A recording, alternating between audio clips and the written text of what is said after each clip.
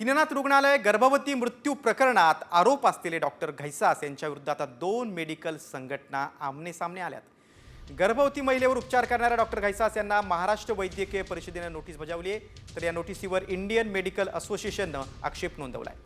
अनामत रक्कम मागण्याबाबत डॉक्टरांऐवजी रुग्णालयाला विचारणा करायला हवी असं इंडियन मेडिकल संघटनेचं म्हणणं आहे।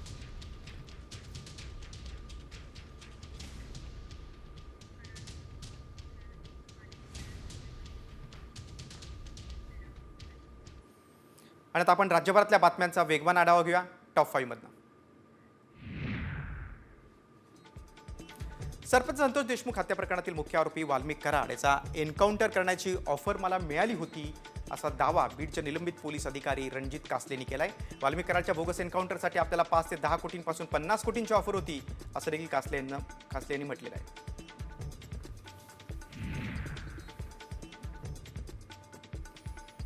आरोपी वाल्मिक कराड याच्या एन्काउंटरच्या सुपारीबाबत खरं असू शकतं असं करुण शर्मा यांनी म्हटलेलं आहे। धनंजय मुंडेंचे काळे कारनामे वाल्मिक कराडकडे आहे, त्यामुळे 5 कोटी ही छोटी रक्कम आहे, हे लोक 100 कोटी रुपये देऊ शकतात असा गंभीर दावा देखील करुणा शर्मा यांनी केला।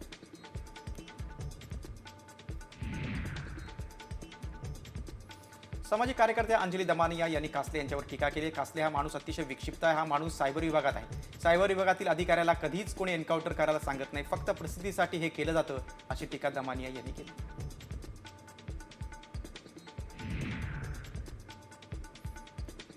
वाल्मिक कराडचा एन्काउंटर किंवा खून होऊ शकतो असं तृप्ती देसाई यांनी म्हटलंय। रणजित कासले किती खरे बोलतायत आणि खोटे हे माहीत नाही, मात्र कराडच्या जवळचे लोक त्याला संपवण्यासाठी एन्काउंटर सुपारी देऊ शकतात असा दावा देसाई यांनी केला।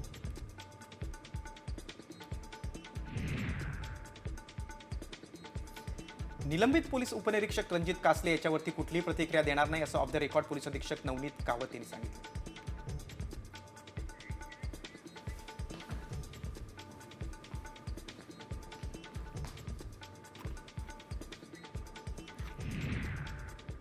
आता पाहूयात अवकाळी पावसासंदर्भातल्या टॉप 5 बातम्या। जळगाव जिल्ह्यातील रावेरनंतर यावल, चोपडा आणि जळगावामध्ये देखील ढगांच्या गडगडाटासह पाऊस झालेला होता। या गारपिटीमुळे केळीची पानं फाटलेली आहेत, तर पावसामुळे आता व्यापाऱ्यांनी खरेदी केलेलं गहू, मकासह हरभरा धान्य हे पाण्यात भिजलेलं आहे। सरकारनं तत्काळ पंचनामे करून मदत द्यावी अशी मागणी शेतकऱ्यांनी केली। जळगाव जिल्ह्यातील चोपडा तालुक्यातील धानोरा येथे एका व्यापाऱ्यानं उघड्या जागेवर ठेवलेला तब्बल 300 क्विंटल मक्याचं अवकाळी पावसामुळे नुकसान झालं। मक्याचं पावसात भिजून तब्बल 50 लाखांचं नुकसान झालंय। मका काळा पडलाय। शासनानं यावर दखल घेऊन नुकसान भरपाई द्यावी अशी मागणी शेतकऱ्यांनी केली। शिरूरमध्ये गारपिटीमुळे उभं पिकं अक्षरशः आडवी झालेली आहेत। उन्हाळी बाजरी पीक मातीमोल झाले। 15 शेळ्यांचा मृत्यू झालाय, तर डोक्यावरचं छप्पर देखील उडालेलं आहे।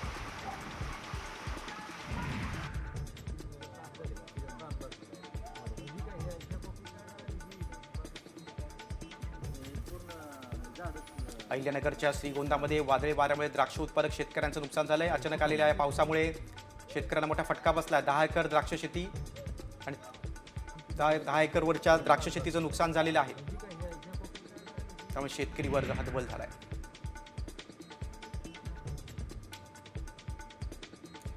नाशिक जिल्ह्यात 2 दिवसापासून अवकाळी पाऊस बरसतोय। गारपिटीच्या तडाख्यामुळे कांद्याच्या काढणीवर त्याचा परिणाम झालाय। नुकसान टाळण्यासाठी अक्षरशः रात्रीच्या वेळी कांदा काढून सुरक्षित स्थळी ठेवण्यासाठी शेतकरी धावपळ करतायत।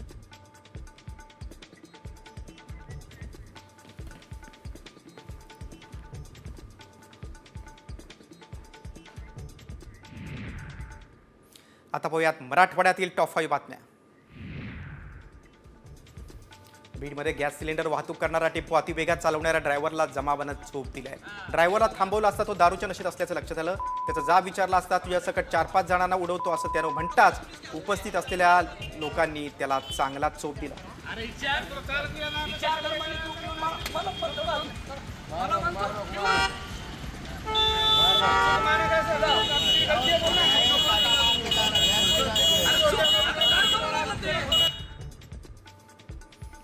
जालन्यामध्ये किराणा दुकानात घुसून एका तरुणाला बेदम मारहाण झालेली आहे। तोंडाला रुमाल बांधून आलेल्या 5 ते 6 जणांनी तरुणाला लाकडी दांडा, रॉड आणि दगडानं मारहाण केली।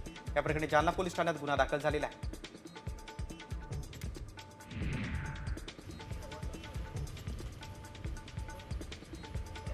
बीडमध्ये पांगरी रोड भागात दिवसाढवळ्या एका शाळकरी 9 वर्षीय मुलाचं सिनेस्टाईल अपहरण झालं होतं. अवघ्या 1.5 तासात पोलिसांनी अपहरणकर्त्याला ताब्यात घेऊन मुलाची सुटका केली. जगदीश गायकवाड असं आरोपीचं नाव आहे.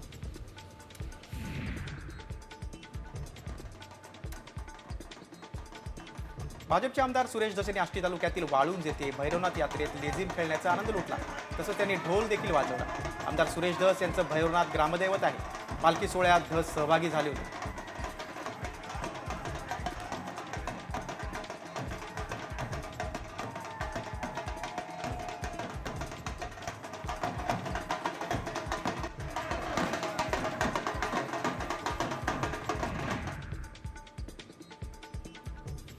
चिमुकल्या चित्रकारानं भाकरीवर बाबासाहेबांचं चित्र रेखाटलंय. ज्वारीच्या भाकरीवर शिवार्थ दारवेकरनं अवघ्या 45 मिनिटात बाबासाहेबांचं चित्र रेखाटून त्यांना अनोख्या पद्धतीनं अभिवादन केलंय. या छोट्या चित्रकाराचं कौतुक होतं.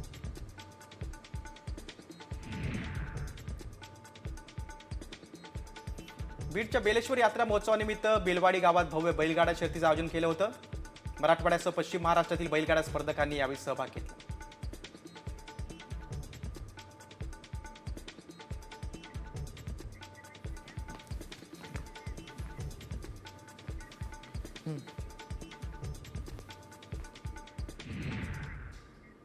मराठवाड्यानंतर आता पाहूयात विदर्भातील टॉप 5 बातम्या. नागपूरमध्ये पत्नीच्या चारित्र्यावर संशय घेऊन पतीनंच भावाच्या मदतीनं पत्नीची हत्या केली. पतीनं पत्नीचे हातपाय बांधून ठेवले तर त्याच्या भावानं डोक्यावर रॉड मारला. पोलिसांनी आरोपींना अटक केली आहे. 4 दिवसांची पोलीस कोठडी त्यांना कोर्टानं सुनावली.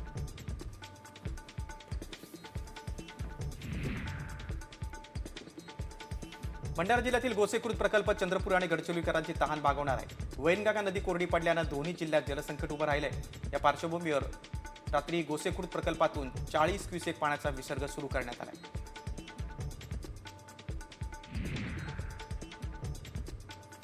वाशीमध्ये खामगाव परिसरात नाला अनेक दिवसापासून तुंबला आहे. त्यामुळे नाल्याचं पाणी नागरिकांच्या अंगणात येते. पाण्यामुळे मोठ्या प्रमाणात दुर्गंधी पसरली. यावत परिसरातील नागरिकांनी नगरपालिकेकडे कळून देखील नगरपालिका प्रशासन दुर्लक्ष करते असा आरोप नागरिकांनी केला. यवतमाळमध्ये पतीनं पत्नीची लोखंडी रॉडनं हत्या केलेली आहे. शालू शास्त्रकार असं हत्या झालेल्या महिलेचं नाव आहे. अमित शास्त्रकार असं आरोपीचं नाव आहे. दरम्यान पोलिसांनी आरोपी अमितला ताब्यात घेतले.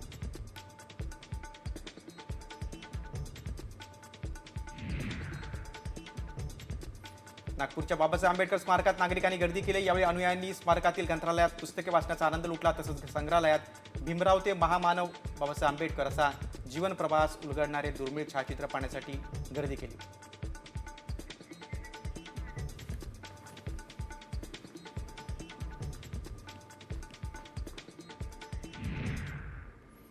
आता पाहूयात पश्चिम महाराष्ट्रातील टॉप 5 बातम्या. ते इंग्लिश मीडियमचं सोन्याचे चमचा घेऊन जन्माला आलेले पोट्ट आहे. त्याला जिल्हा परिषदेची शाळा काय कळते असं प्रत्युत्तर आता मंत्री गुलाबराव पाटलांनी आमदार रोहित पवारांना दिलंय. गुलाबराव पाटलांच्या वक्तव्यावर रोहित पवारांनी प्रतिक्रिया देत विद्यार्थी फुटले नाही तर ईडी सीबीआय लावणार का असा टोला लगावला होता. त्यावर आता गुलाबराव पाटील संतापले.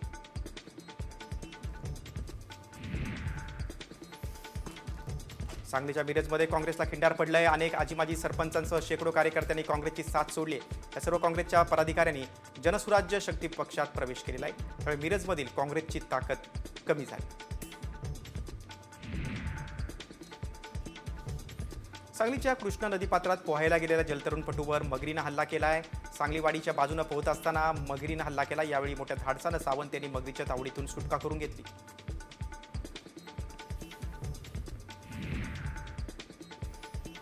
जळगाव जिल्ह्यातील जामनेर तालुक्यातल्या तोंडापूर येथे अंबिका भवानी गडावर यात्रा महोत्सव पार पडला. त्यावेळी भाविकांची मोठी गर्दी पाहायला मिळाली. त्यावेळी गावातून काढण्यात आलेल्या मिरवणुकीत देखील नागरिक सहभागी झाले होते.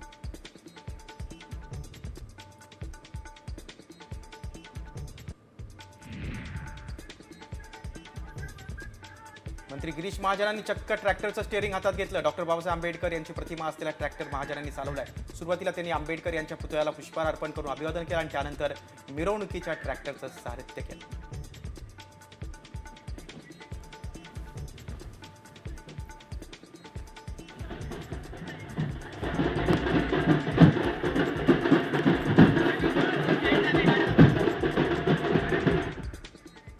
आता पाहूयात उत्तर महाराष्ट्रातील टॉप 5 बातम्या.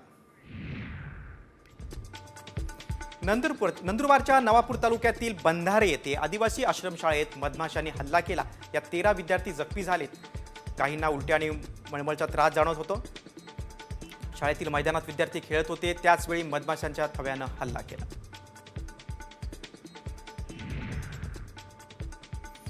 अहिल्यानगरच्या नेवासा तालुक्यात सरकारच्या जाहीरनाम्याची होळी करण्यात आली. महायुतीनं निवडणुकीत शेतकरी कर्जमाफीचं आश्वासन दिलं होतं, मात्र ते अद्याप पूर्ण न केल्यानं शेतकरी वर्ग संतप्त झालाय. तालुक्यातील ग्रामपंचायतीने निषेधाचा ठराव करत आंबेडकरांच्या जयंतीच्या दिवशी सरकारच्या जाहीरनाम्याची होळी केली.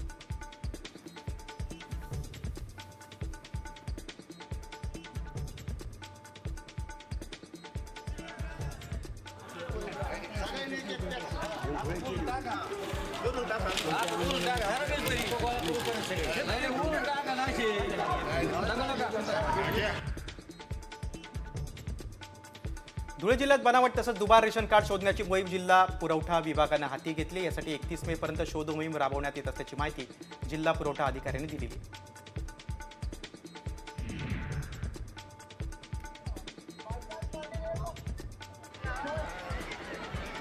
अहिल्यानगरमधल्या राहता शहरामध्ये वीरभद्र महाराजांचा यात्रेचा उत्सव पाहायला मिळाला.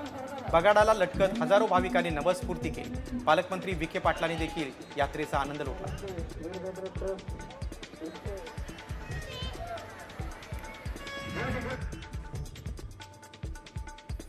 धुळ्यामध्ये 42.2 डिग्री सेल्सिअस तापमानाची नोंद झालेली आहे. गेल्या 2 दिवसांपासून तापमानात सातत्यानं वाढ होते, त्यामुळे नागरिकांना उन्हाचे चटके सहन करावे लागत आहेत.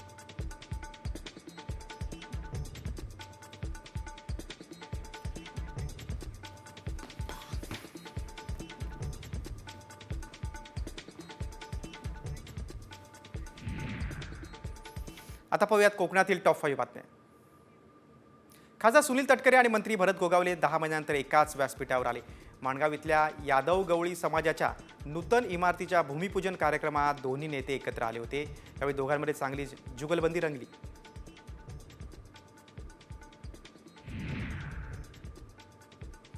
रोहा तालुका प्रमुख समीर शेडगे यांनीही उद्धव बाळासाहेब ठाकरे पक्षाला रामराम ठोकलाय. समीर शेडगे यांनी सुनील तटकरेंच्या उपस्थितीमध्ये राष्ट्रवादी काँग्रेसमध्ये प्रवेश केलाय. त्यामुळे कधी काळी कोकणात एक हाती वर्चस्व असलेल्या ठाकरे आता बॅकफुटवर आले.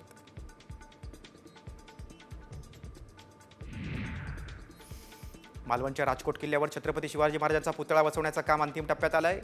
या महिन्यात ते पूर्ण होण्याची शक्यता वर्तवण्यात येते. सांस्कृतिक कार्यमंत्री आशिष शेलार आणि मंत्री नितेश राणेंनी राजकोट किल्ल्याची पाहणी केली.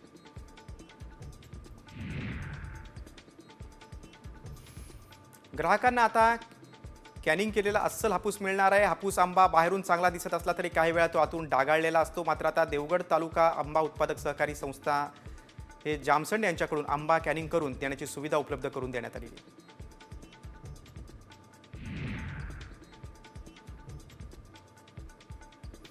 मालवणमध्ये पणन मंडळाच्या माध्यमातून आधुनिक हापूस आंबा निर्यात सुविधा केंद्राला मंजुरी मिळावी अशी मागणी आमदार नितेश राणेंनी केलेली आहे. राजशिष्टाचार आणि पणन मंत्री जयकुमार रावल यांच्याकडे ही मागणी करण्यात आली. सिंधुदुर्ग दौऱ्यावर असताना राणेंनी याबाबत निवेदन दिलं.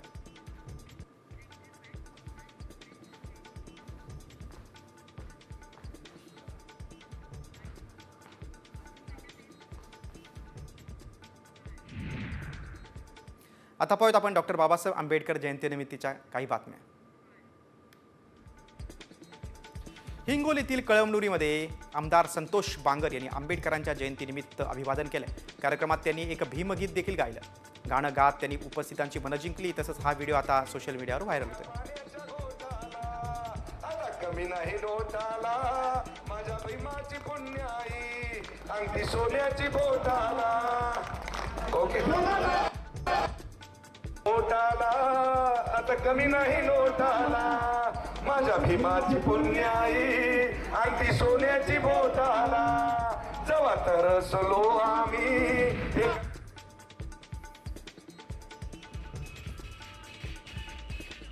संभाजीनगरमध्ये शिवसेनेचे आमदार प्रदीप जयस्वाल यांनी डॉक्टर बाबासाहेब आंबेडकरांच्या पुतळ्याला अभिवादन करत मिरवणुकीत सहभाग घेतला.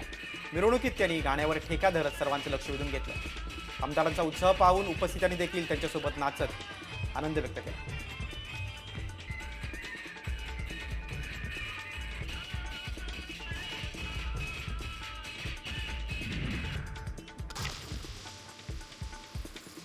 पुण्यात डॉक्टर बाबासाहेब आंबेडकरांच्या जयंतीनिमित्त मोहन कांबळेंच्या सजवलेल्या गाडीने लक्ष वेधलेलं आहे.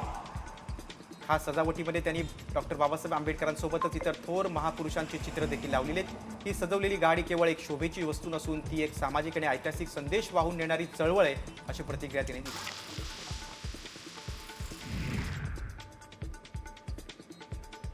जळगावचे चित्रकार सुनील दाभाडे यांनी 10 रुपयांच्या नोटवर कलर पेन्सिलनं बाबासाहेबांचे चित्र रेखाटले. डॉक्टर बाबासाहेबांच्या जयंतीनिमित्त दाभाडे यांनी त्यांना अनोख्या पद्धतीने अभिवादन केले. अवघ्या काही मिनिटात त्यांनी हे चित्र साकारले.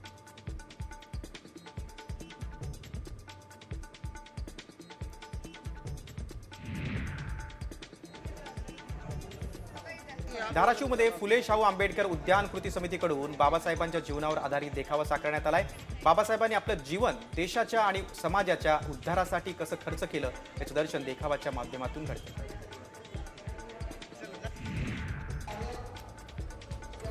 पुण्यात डॉक्टर बाबासाहेब आंबेडकर जयंतीनिमित्तानं एकता मिसळ महोत्सवाचं आयोजन केलं होतं. यामध्ये तब्बल 10 किलोची मिसळ तयार करण्यात आली होती. समाजात बंधुता, एकता आणि समतेचा संदेश पोहोचवण्याच्या उद्देशानं हा मिसळ उपक्रम केला जातो.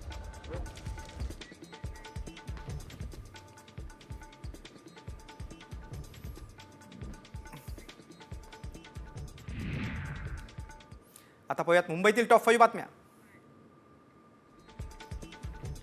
मुंबईत भाजप भाकरी फिरवण्याच्या तयारीत आहे. मुंबई अध्यक्षपदासाठी प्रवीण दरेकर आणि आमदार अमित साटम यांचं नाव चर्चेत आहे. मुंबईतील भाजपच्या सर्व आमदारांची बैठक झाली आहे. त्यामुळे आशिष शेलारांच्या जागी आता नवा अध्यक्ष कोण याचीच उत्सुकता आहे. मुंबईच्या पाणीबाणीवर अखेर तोडगा निघाला आहे. मुंबई महानगरपालिका आयुक्त भूषण गगराणी यांच्यासोबत सकारात्मक बैठक झाली. या बैठकीमध्ये तोडगा निघालेला आहे. बैठकीनंतर टँकर संघटनेनं संप मागे घेतल्याचं जाहीर केलं.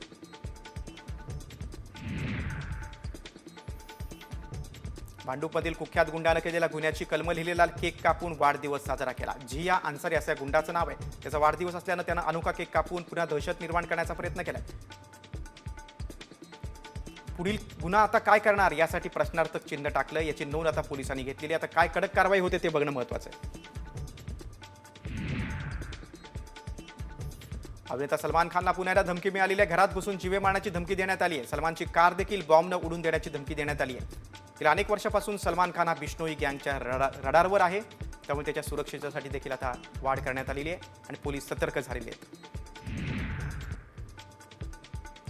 राज्य सरकारच्या आर्थिक अडचणींमुळे राष्ट्रीय आरोग्य अभियानांतर्गत कार्यरत 34,500 आरोग्य कर्मचाऱ्यांचं गेल्या 3 महिन्यापासूनचं वेतन रखडलंय. त्यामुळे तत्काळ वेतन न दिल्यास काम बंद आंदोलनाचा इशारा कर्मचाऱ्यांनी सरकारला दिलाय. परिणामी राज्यातील सार्वजनिक आरोग्य सेवा ठप्प होण्याची शक्यता आहे.